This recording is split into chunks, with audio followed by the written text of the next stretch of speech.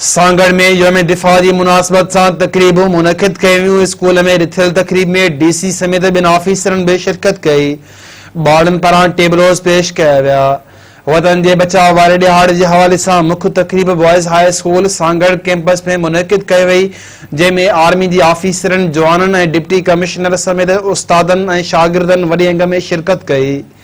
उन मौके ते यादगार शोधा ते सलामी पिण पेश कई वई और शागिर्दन फौजी वर्दियों पाए पाक फौज के खराज अकीदत पेश कई। तकरीब में शरीक मेहमानन पाक फौज सॼे दुनिया में अहम मकाम रखे थी। असां पंहिंजे वतन की हिफाजत लाइ हर वक्त तैयार रहंदा आहियूं। हुननि चयो त अॼु सॼे मुल्क में योम दिफा जूं तकरीबूं मुनक़िद थी रहियूं आहिनि ऐं उन जज़्बे खे यादि करे रहिया आहिनि जॾहिं असां जी पाक फौज के जवानन ऐं पाकिस्तान के अवाम भारत के शिकस्त ॾिनी ऐं इहो साबित कयो त घटि वसीलनि हूंदे बि असां दुश्मनन जो भरपूर मुक़ाबिलो करे सघूं था।